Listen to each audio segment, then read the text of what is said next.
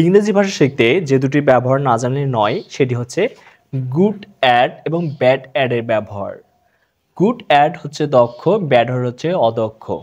এই দুটির ব্যবহার জেনে আমরা অনেক ধরনের সেন্টেন্সেস তৈরি করতে পারি। আর এই ক্লাসে গুড অ্যাড এবং ব্যাড অ্যাড সম্পর্কে যাবতীয় সমস্যার সমাধান হয়ে যাবে। আমরা ইন ডিটেলসে জানার চেষ্টা করবো ইনশাল্লাহ। চলুন তাহলে শুরু করা যাক। আমরা জানি গুড অ্যাড এবং ব্যাড অ্যাডের পরে সর্বদাই ভার্ব এর সাথে কি হয়, আইএনজি যুক্ত হয়। আইএনজি। আমরা যদি কয়েকটা ভার্ব নেই, আমরা তিনটা ভার্ব এখানে নিয়েছি। স্টাডি পড়াশোনা করা, প্লে খেলাধুলা করা, কুক রান্না করা। আমরা যদি এগুলোর পূর্বে গুড অ্যাড অথবা ব্যাড অ্যাড বসাই, তাহলে এগুলোর প্রত্যেকটি ভার্বের সাথে কি যুক্ত হবে, আইএনজি যুক্ত হবে। এবং অর্থটা কি দাঁড়াবে, গুড অ্যাট স্টাডিং পড়াশোনায় দক্ষ, গুড অ্যাট প্লেয়িং খেলাধুলায় দক্ষ, গুড অ্যাট কুকিং রান্নায় দক্ষ। ঠিক একইভাবে যে আমরা ব্যাড অ্যাট দিয়ে বলি যে ব্যাড অ্যাট স্টাডিং পড়াশোনায় অদক্ষ, অর্থাৎ ভালো পারে না। ব্যাড অ্যাট প্লেয়িং খেলাধুলায় অদক্ষ, ব্যাড অ্যাট কুকিং রান্নায় অদক্ষ, অর্থাৎ ভালো পারে না। অদক্ষ মানে কি, যে কাজটা ভালো পারে না এরকম বোঝায়, তাই না? আচ্ছা, এখন আমরা যদি এগুলো সাবজেক্ট নির্বাচন করি সেই ক্ষেত্রে স্ট্রাকচারটা কি হবে চলো একটু দেখে নিই। I am good at studying আমি পড়াশোনায় দক্ষ। I am good at playing আমি খেলাধুলায় দক্ষ। I am good at cooking আমি রান্নায় দক্ষ। এখন আমরা যদি উল্টোটা বলি যে আমি পড়াশোনায় অদক্ষ, সেক্ষেত্রে কি হবে, I am bad at studying আমি খেলাধুলায় অদক্ষ। I am bad at playing আমি রান্নায় অদক্ষ। I am bad at cooking. ঠিক একইভাবে আমরা এই সাবজেক্টগুলো দিয়ে আমরা ট্রাই করব। অর্থাৎ আমরা পড়াশোনায় দক্ষ, we are good at studying আমরা পড়াশোনায় অদক্ষ, we are bad at studying. তারা পড়াশোনায় দক্ষ, they are good at studying তারা পড়াশোনায় অদক্ষ, they are bad at studying. সে খেলাধুলায় দক্ষ, he is good at playing সে খেলাধুলায় অদক্ষ হলে কি হবে, he is bad at playing. Ritu রান্নায়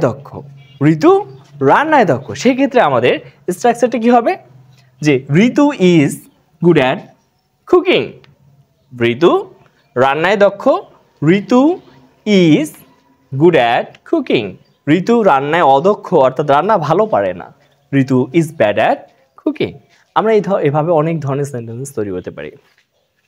তাহলে আমরা অনেক ক্ষেত্রে এবার এভাবে বলে থাকি সে দক্ষ ছিল, সে ভালো পড়াশোনায় সে ভালো পারতো, যে পড়াশোনায় ভালো ছিল এখন নেই। এই ধরনের সেন্টেন্স তৈরি করার জন্য আমরা সিম্পলি আমরা যে রুলসটা ফলো করবো সেটা হচ্ছে, হ্যাঁ তারা একটা কথা বলে নেই, এ পর্যন্ত যারা ভিডিওটি দেখেছেন প্লিজ ইউটিউব থেকে দেখলে অবশ্যই চ্যানেলটিকে সাবস্ক্রাইব করে রাখবেন এবং ফেসবুক থেকে দেখলে অবশ্যই ফলো দিয়ে রাখবেন। আচ্ছা, এখন আসেন আমরা যখন অতীতের কোনো কথা বলবো যে অতীতে দক্ষ ছিল, অতীতে এই কাজটা ভালো করতো এখন করে না, সেক্ষেত্রে আমরা সিম্পলি এই যে অ্যাম ইজ আর এর জায়গায় আমরা কি করব, ওয়াজ অথবা ওয়ার বসাই দেব, রাইট? অর্থাৎ কি হবে দেখেন, আমরা যে এখন সেন্টেন্সটা বলি যে I was good at studying, it means আমি পড়াশোনায় দক্ষ ছিলাম কিন্তু এখন নেই। I was bad at studying আমি পড়াশোনায় অদক্ষ ছিলাম, তার মানে এখন আমি অনেক ভালো পড়াশোনা করতে পারি, রাইট? আচ্ছা, এখন আমরা যদি উই দিয়ে বলি যে we were, right, we were good at playing আমরা খেলাধুলায় ভালো ছিলাম, খেলাধুলায় দক্ষ ছিলাম। We were bad at playing আমরা খেলাধুলায় অনেক অদক্ষ ছিলাম কিন্তু এখন ভালো হয়ে গেছি। এখন তার মানে কি বোঝাচ্ছে, যে এখন আমরা ভালো পারি, রাইট? আচ্ছা, they were good at cooking তারা রান্নায় দক্ষ ছিল। They were bad at cooking তারা রান্নায় অদক্ষ ছিল, তার মানে এখন দক্ষ হয়ে গেছে। অর্থাৎ এভাবে আমরা অনেক সেন্টেন্সেস তৈরি করতে পারি, হাজার হাজার সেন্টেন্সেস তৈরি করতে পারি। স্পোকেন ইংলিশে মেইন বিষয়টা হচ্ছে যে প্র্যাকটিস, অর্থাৎ আপনাকে প্র্যাকটিস করতে হবে, মুখ দিয়ে বলতে হবে, মুখের জড়তা দূর করে ফেলতে হবে, তাই অনর্গল বলার চেষ্টা করতে হবে, রাইট? এখন আমরা যদি এই ধরনের সেন্টেন্সগুলোকে আবার প্রশ্নবোধক বাক্যের তৈরি করি, এই ধরনের সেন্টেন্সগুলোকে যখন আমরা প্রশ্নবোধক বাক্যে তৈরি করতে যাব, যেমন আমরা অনেক ক্ষেত্রে এই ধরনের সেন্টেন্সগুলো বলে থাকি না, সে কি এই খেলায় দক্ষ আছে, সে কি পড়াশোনা আসলে দক্ষ। এই ধরনের সেন্টেন্সগুলোকে প্রশ্নবোধক বাক্যে রূপান্তর করার জন্য আমাদের এম ইজ আর ওয়াজ ওয়্যারকে সাবজেক্টের আগে বসায় দিতে হবে। তাহলে আমাদের বাক্যটা কি হয়ে যাবে, বাক্যটা আমাদের প্রশ্নবোধক বাক্যে রূপান্তর হয়ে যাবে। যেমন আমি যদি এখানে বলি যে am I good at studying, আমি কি পড়াশোনায় দক্ষ, এখানে কিন্তু প্রশ্ন করা বোঝাচ্ছে। Is he good at studying, সে কি পড়াশোনায় দক্ষ। Is he good at cooking, সে কি রান্নায় দক্ষ। Is he bad at cooking, সে কি রান্নায় অদক্ষ। অর্থাৎ এভাবে আমরা বাক্যগুলোকে কি করতে পারি, প্রশ্নবোধক বাক্যে রূপান্তর করতে পারি।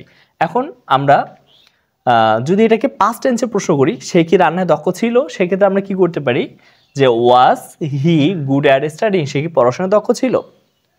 ওয়াজ হি ব্যাড অ্যাট স্টাডিং, সে কি পড়াশোনা অদক্ষ ছিল, সে কি পড়াশোনা ভালো করতে পারতো না। অর্থাৎ এইভাবে ধরনের সেন্টেন্স তৈরি করার জন্য আমরা এই যে নিয়মটা ফলো করতে পারি। আশা করি লেসনটি বুঝতে পেরেছেন। যদি বুঝে থাকেন অবশ্যই কমেন্টস করে জানিয়ে দেবেন। আর এরকম ভিডিও আরও পেতে অবশ্যই আবারও বলতেছি আমাদের চ্যানেলটিকে সাবস্ক্রাইব করে রাখবেন। আল্লাহ হাফেজ।